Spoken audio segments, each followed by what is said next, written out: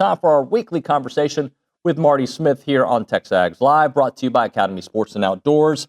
And they want to honor the military and first responders for all that you do from October 19th through November the 11th. They're showing their thanks with 10% off at your local Academy store and online at academy.com/discount. Exclusions do apply. With that, we go to the Buppy's Catering and Bartending Hotline. And there's our buddy Marty Smith here on the show from the SEC Network and ESPN. Marty, good morning, buddy. What's up, brother? How you doing, man? I hope you had a great weekend. I don't know what you do during a bye week. Hopefully it was some time with your family.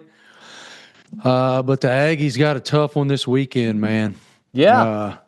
Missouri's a good team, and Drink's a really good football coach. And they got some talent. Of course, Prbula is out, has that ankle injury, but man, that Zollers kid, he can really rip it. I was watching back at the Vanderbilt game a couple weeks back and how he managed that offense and what he was seeing, and of course, leaning on Ahmad Hardy and the way they want to run the football, which they're certainly going to want to do this weekend. So A&M's going to have to be super gap sound and have great eye discipline per usual. And but it's going to be hard. I don't think that's going to be something where A&M just goes in there and just stomps all over them. It's a tough football team that Drink's put together. Well, Marty, actually, I compared them to A&M the last few years. And what I mean by that, not many coaches, and I don't even know if Saban could do this, but when you're on your second and your third string quarterback can have sustained success at the end of a season in the SEC and make a playoff run. That being said, you can have a game or two, and without a lot of film on Matt Zollers, who, by the way, is 18 years old, yes, he can rip it, but there's not a lot of film on him, and that does kind of worry me, especially when you have Ahmad Hardy who gets them going. It's interesting, too, brother. I was reading an article this morning. I wish I knew the publication so that I could give credit, but Zollers is a Pennsylvania kid and chose Missouri over Penn State.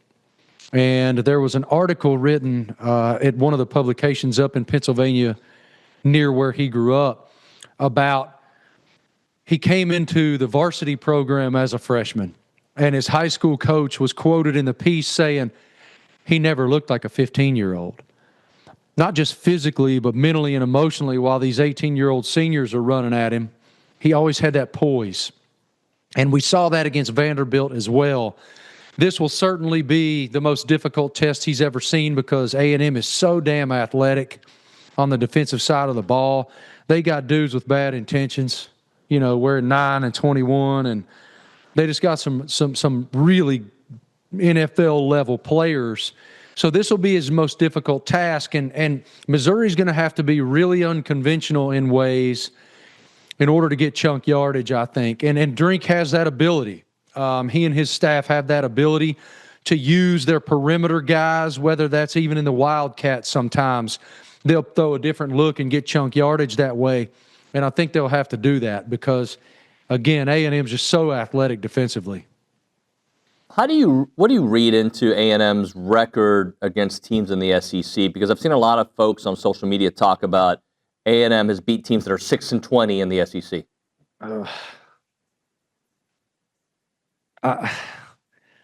Come on, man. They're 8-0. They're undefeated. I can't imagine. I don't know who those some people are on social media, but whoever they are, they're trying too damn hard. I don't care who you're playing in the SEC. Even teams like Auburn that just fired their head coach. They're 10, 12, 15 plays from not firing their head coach against really good teams.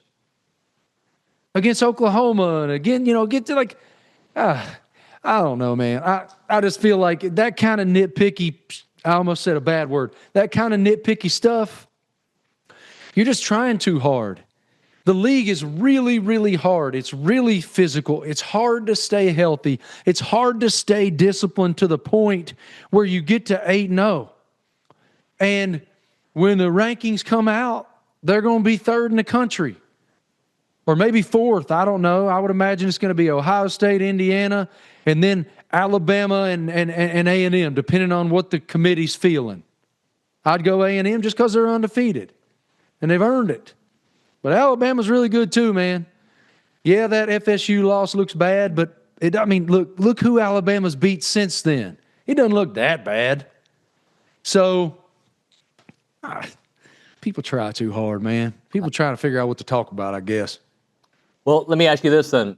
I actually asked Olin a little while ago, and not to put you on the spot, who's got the best win in college football this year? Because you mentioned Alabama, they've beaten Georgia, they've beaten Vandy. That's probably it to me. Because Georgia has proven itself to be this team that takes a lot of punches, but they always punch back in the second half, and they're a second half team, and they're a very good team. And so off top of mind, I would say it's probably that one. Georgia's going to be a formidable out for whomever it is. And so it would probably be that one. A&M going to Death Valley and winning, especially the way they performed in the second half, incredibly impressive.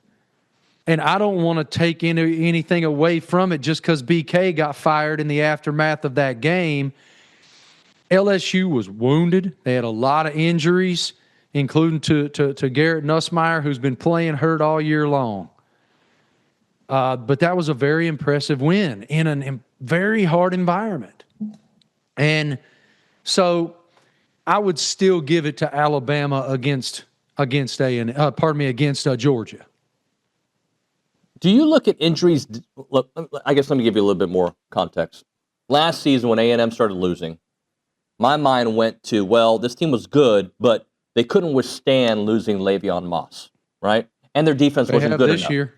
And they have this year. So I guess back to that point with injuries, the goal in the offseason is to put yourself in a position that you can withstand major injuries, something that A&M's been hit by the last few years.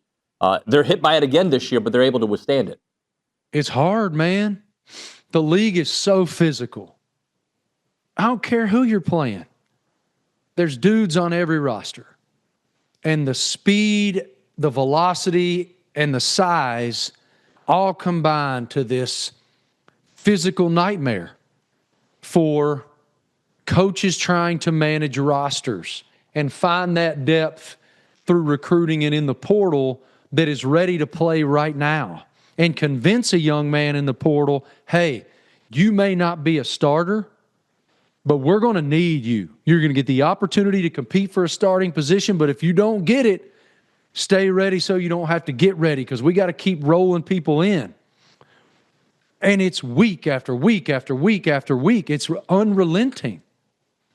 And so I don't think there's any specific way to, quote, stay healthy, but those who are fortunate enough to do it, it is such a blessing in the league, because one guy goes down, like a pivotal player goes down, and everything, all that promise, I don't envy it. I mean, you look at the teams right now, I expect A&M, Bama, Georgia, Ole Miss all to be top 10, and potentially 3 of those 4 top 5. The argument could be made, all right? And so as long as those teams can stay healthy and manage that, all of them are going to have a chance to do something very special this year. But if one of those key guys goes down, and I'm not going to start like throwing out hypothetical names, I don't want to put that on anybody, but it's just so important, and it's hard to maintain, man. Talking to Marty Smith here on TexAgs Live on the Buppy's Catering and Bartending Hotline. Marty, how do you look at what happened in Austin and how you look at both Texas and Vanderbilt, what this means for them, the way you look at them now and the way you look at them the rest of the season? I personally see a different Texas team right now. I said before the Vanderbilt game, to me, that game hinged on which Texas defense showed up. If that Texas defense that flew around like its hair was on fire against Oklahoma shows up, that team is a problem. And that's what we saw. And then I kept trying to tell everybody when Texas was rolling, I'm like, do not count Diego Pavia out. Don't do it. You're foolish to count that kid out. And wow, what a finish. Incredible football game. The atmosphere was awesome. We were there in Austin. And I'm starting to see a real growth and maturation from Arch Manning. Understanding, confidence. He comes back from that concussion and had a really good football game. And so I did not, like, we have this thing, the All-State Playoff Predictor, right? It's the computers that are way smarter than any of us. And while that game in Austin wasn't quote unquote an elimination game, it went a long way. Thank you to Academy Sports and Outdoors for the free portion of this content here on TexAgs.com. If you want to listen to the extended version, go to TexAgs.com/subscribe and become a premium subscriber. And if you're a student at A&M, take advantage. We'll give it to you for free.